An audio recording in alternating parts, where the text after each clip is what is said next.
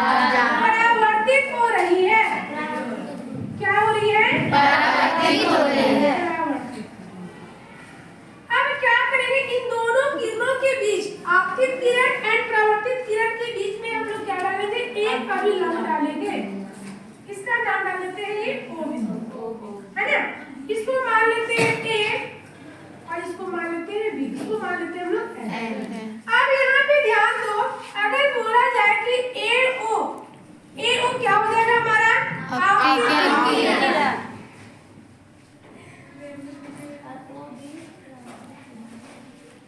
O भी क्या हो जाएगा? परावर्तित किरण।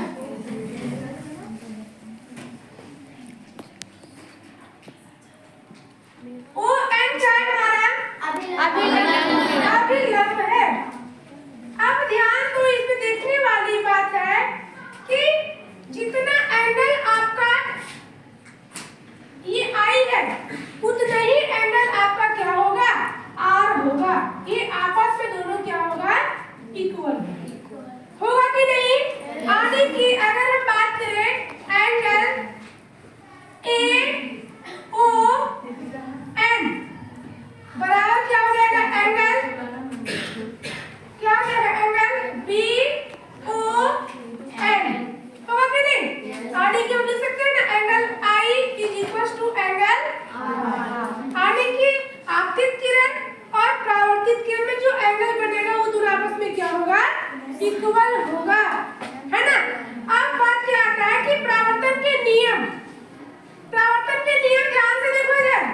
परावर्तन के नियम में क्या क्या करता है कि आपतित किरण, ये जो आपतित किरण है AO और परावर्तित किरण आने की OB, कहाँ पे? आपतन बिंदु। आपतन बिंदु हमारा ये है O, आपतन बिंदु पर, और ये जो अभिलंब है हमारा ON, ये सभी एक ही तल में होता है।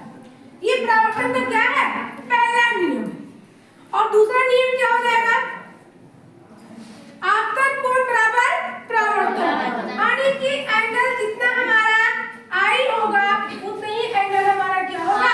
R होगा। ये तो दूसरा नियम हो गया। पहला नियम तो बता दिए कि आपतित किरण और परावर्तित किरण आपतन बिंदु पर अभिलंब, ये तीनों एक ही तल में है ना। तो पहला भी लिख देते हैं, क्या किया बच्चा? आपतित किरण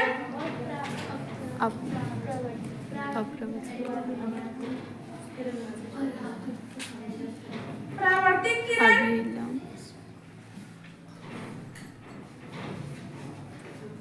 तथा आपतन बिंदु पर, है ना, तथा आपतन बिंदु पर,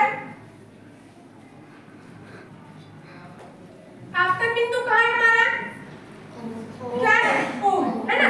आपतन बिंदु पर अभिलंब, अभिलंब कौन सा है बच्चा? ON ना, अभिलंब सभी एक ही तल में होते हैं, है ना, एक ही तल में होते हैं।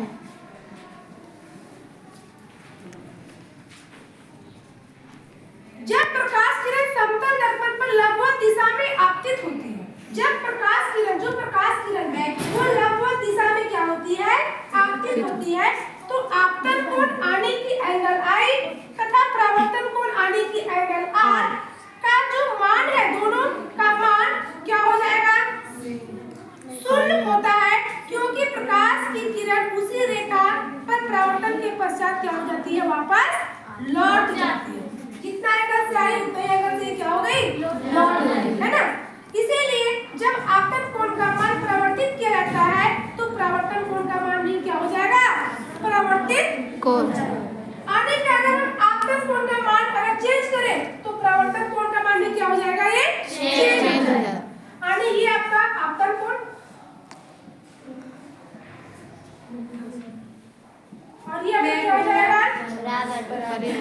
परावर्तन कोण। अगर इन दोनों में से कोई एक कोण का मान अगर हम लोग चेंज करें तो दूसरा कोण का मान क्या हो जाएगा? चेंज हो जाएगा, है ना।